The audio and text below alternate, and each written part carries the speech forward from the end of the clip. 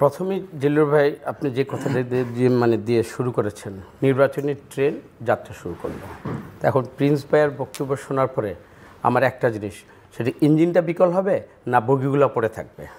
Engine বিকল হতে পারে, ট্রেন লাইন চ্যুত হতে পারে, বড় দুর্ঘটনা ঘটতে পারে। দুর্ঘটনা ঘটলে ক্যাজুয়ালিটি কি হবে যে উন্মোচিত হয়েছে, বা আসলে আমরা গণতন্ত্র এবং ভোটের স্বাদটা আমরা পেতে যাচ্ছি কিনা বা আসলেই পাবো কিনা, এটা কনফিউজিং একটা বার্তা মনে হয় আপনার কথা থেকে। আচ্ছা, কিন্তু আমরা তো আশাবাদী মানুষ হবই। এত বড় জুলাই অভ্যুত্থানের পরে আমরা কেন কোন জায়গায় থেমে থাকবো, এবং থেমে থাকাটা আগামী দিনের কোনো দানবের আবার নবতর কোনো দানবের আবির্ভাব হবে কি না, এইটাও তো আমাদের চিন্তার মধ্যে আনতে হবে। এখন দেখেন, দুইটা জিনিস আপনি প্রথমে প্রশ্ন করেছেন। সক্ষমতার একটা নির্বাচন যদি কন্ডাক্ট করতে হয়, একটা সক্ষমতার প্রশ্ন আসছে। আজকে বরিশালে আমাদের স্বরাষ্ট্র উপদেষ্টা বলেছেন 17 তারিখে ফ্যাসিস্ট হাসিনার একটা রায় হবে। এই রায়ের পূর্বে উনি বলছেন যে এইখানে কোনো ধরনের হোলিগানিজম এবং কোনো ধরনের সন্ত্রাসের বা কোনো ধরনের এখানে কিছু হবে না। আসলে কি তাই? আওয়ামী লীগ আদর্শিক এবং নৈতিকভাবে আওয়ামী লীগ যতই কথা বলুক, লকডাউন করবে, এই করবে, এটা হলো বাকওয়াস। বাংলাদেশের মানুষের যে মাটির যে এখন অবস্থান, এই অবস্থানে রাজনৈতিকভাবে আওয়ামী লীগকে জনসমক্ষে এসে কোনো সভা সমাবেশ করে বা কোনো আঙ্গিকেই আওয়ামী লীগকে রাজনৈতিকভাবে জনসমর্থন নিয়ে রাজপথে দাঁড়িয়ে কোনো কর্মসূচি দেওয়ার সক্ষমতা আমার মনে হয় আগামীতে কবে ফিরে আসবে এটা এখনও আনসিন। এটা আমি কখনো এটা প্রেডিক্ট করে আমি বলতে পারি না। আওয়ামী লীগ ওই জায়গাটা গিয়েছে, এখন পারবে। দেখেন, ওদের হারামের লক্ষ হাজার কোটি টাকা বিদেশে ওরা বসে আছে, সম্পূর্ণ ওরা সেফ জোনে থেকে। আওয়ামী লীগের অনেক গুন্ডা পান্ডা, আপনারা জানেন কী ধরনের লোকরা আওয়ামী লীগ 17 বছর তারা কীভাবে মোটা তাজা হয়েছে, তারা বসে আছে বাংলাদেশে। একটা ককটেল বিস্ফোরণ যে কোনো জায়গা থেকে করতে পারে, যে কোনো জায়গা থেকে এই যে ফুটপাত যে আওয়াজটা করে গাড়ি পোড়াতে পারে, এইটা কিন্তু আওয়ামী লীগের রাজনৈতিক শক্তি না। এই আওয়ামী লীগ কিন্তু 71-এর ওদের শেখ মুজিব এবং এই যে আওয়ামী লীগ জাতীয়তাবাদী আওয়ামী লীগের যে দলটা, এই দলটা এইভাবেই কিন্তু বাংলাদেশে গঠিত হয় না। মানুষ কিন্তু এইভাবে আওয়ামী লীগকে দেখতেও চায় নাই।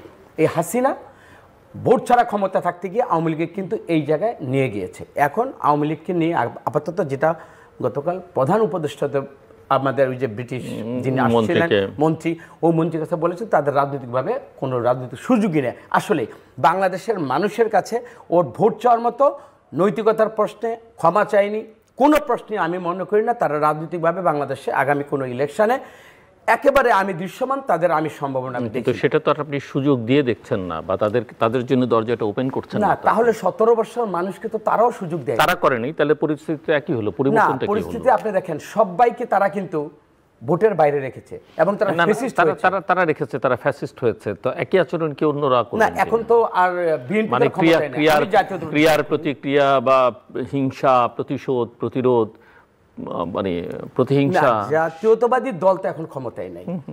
নিরপেক্ষভাবে ডক্টর ইউনূস যা তার পর্ষদ যারা ক্ষমতায় নিয়েছেন এবং আমরা অংশীজন হিসাবে সবাই যাকে সহযোগিতা করছি, তারা তো বাংলাদেশে আগামীতে বলে নেই বা তাদের তো কোনো সুযোগই নেই আগামীতে তারা রাষ্ট্র পরিচালনা করবে। তারা দায়িত্ব নিয়েছে আমাদের জন্য, এই বাংলাদেশের মানুষের সার্বভৌম রক্ষার জন্য, গণতান্ত্রিক পরিবেশ, ভোটের ওদিকে ফিরে দেওয়ার জন্য।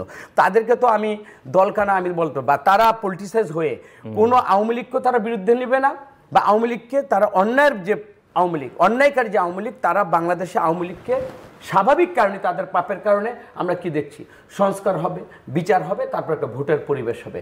এই কোনো কন্টেস্টেই আমি মনে করি আওয়ামী লীগকে আগামীতে স্বাভাবিক কোনো গতিধারায় মানুষের যাওয়ার মতো তাদের কিন্তু আর কোনো। এখন কি দেশে সংস্কার হচ্ছে বা সংস্কার কি হবে? বা না, প্রিন্স ভাই বলেন, আমরা তো জানি। শুনেন, আমাদের সম্পূর্ণ গতকাল মহাসচিব একটা কথা বলেছেন, একটা গণ অভ্যুত্থান বা বিপ্লবের পরে সব দল পরবর্তীতে যারা ক্ষমতায় যাবে একই প্রশ্নে এক কেন্দ্রবিন্দু থেকে সবাই যে ঐক্যমত হবে সেটা কিন্তু কখনই হবে না, কোনো দেশেও হয়নি। এটার এক্সাম্পল কিন্তু আমার জানা নেই। কিন্তু যেটা মানুষের জন্য কল্যাণের হবে, দেশের জন্য কল্যাণের হবে, গণতন্ত্রের জন্য মানে সার্বজনীন একটা কিন্তু মত আছে, কিন্তু ওইটার প্রশ্নে আমার মনে হয় আমরা ম্যাক্সিমাম কিন্তু আমরা কাছাকাছি এসেছি। যেইগুলো আমাদের হয়নি ওইটাও কিন্তু আলোচনার টেবিলে এখন আমি মনে করি আমাদের বাংলাদেশের প্রশ্নে সার্বভৌমত্ব এবং সব কিছু গণতন্ত্রের প্রশ্নে আমার মনে হয় ওই সুযোগটা হাতছাড়া করলে জাতির জন্য একটা চরম একটা অজানা একটা জাতি হিসাবে আমাদের কিন্তু ভবিষ্যতের দিকে আমাদের চলে যেতে হবে। আমার মনে হয় যারা আমরা দল করি কেউই চায় না যে আরেকটা এক অন্ধকার থেকে বেরিয়ে আরেকটা অন্ধকার টানেলে আমরা প্রবেশ করি। তো আমার মনে হয় এখানে আমাদের মধ্যে মত ভিন্নতা থাকবে, মত পার্থক্য থাকবে, তারপরে আমি বলি সবাই মিলে আমাদের মনে হয় আমরা নির্বাচনের একটা জায়গায় আমরা আসতে পারবো। এই ব্যাপারে আমি একেবারে আশাহত, এটা আমি কখনই হই না। আরেকটা জিনিস দেখেন, গত পরশুদিন মুন্সিগঞ্জে রাত 2:30টার সময় আমাকে একটা স্লোগান দিতে হয়েছে। সেখানে জানেন এই যে 17 তারিখে যে আমাদের রায়টা হবে, 13 তারিখে একটা রায়ের ডেট হবে, এর আগে তারা সারা বাংলাদেশে তারা কি করার চেষ্টা করেছে, রাত 2:30টার সময় আমাকে স্লোগান দিতে হয়েছে, সেটা হলো আবু সাইদ মুগ্ধ, শেষ হয়নি যুদ্ধ। তার মানে কি, আমরা তো যুদ্ধটা এখনো চলমান।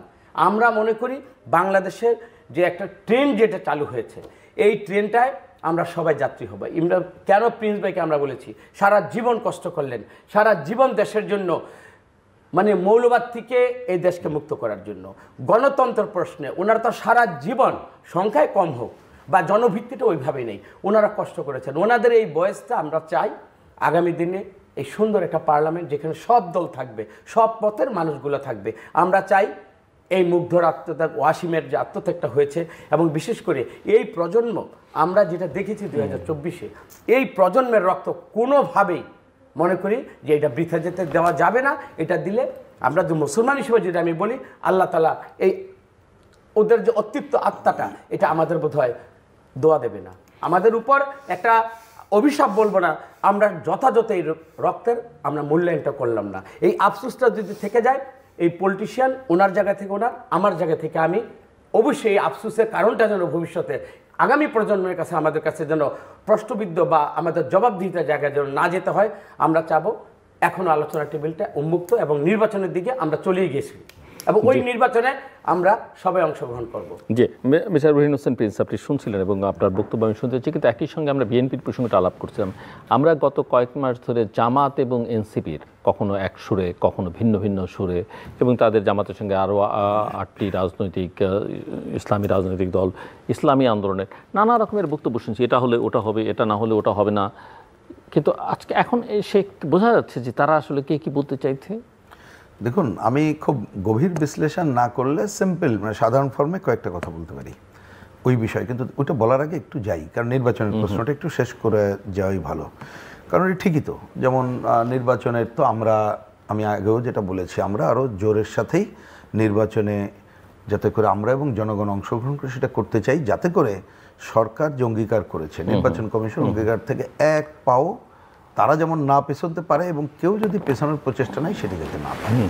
যার জন্যে আমরাও আমাদের দলীয় মনোনয়ন বোর্ড, বাম জোট, অন্যরা মিলে সব কাজটা অলরেডি শুরু করে দিয়েছি। সেইটাই হচ্ছে আমাদের প্রধান কাজ। কিন্তু আমি আবারও একটু রিপিট করি, সরকারকে আরও দৃশ্যমান কার্যক্রম ছাড়া এটা নিয়ে কিন্তু প্রশ্ন আসবে।